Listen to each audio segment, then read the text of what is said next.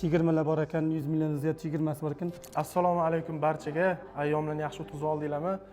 Xudo xolasa akamiz o'zligini o'g'illariga xonadon xarid qildilar. Ya'ni kelajagi uchun investitsiya kiritish maqsadida va boshlang'ich to'lov bilan xarid qildilar. Biza 181 million so'm chegirmaga qilib berdik xonadonlariga. Hozir nima uchun Elite Building qurilish kompaniyasini va nima uchun aynan Orfon loyihasini tanlaganliklari haqida batafsil o'zlaridan ma'lumot olamiz. Assalomu alaykum. Yaxshi keldingizmi? Charchamayapsizmi? Aka, nima uchun aynan Elite Building qurish kompaniyasini tanladingiz?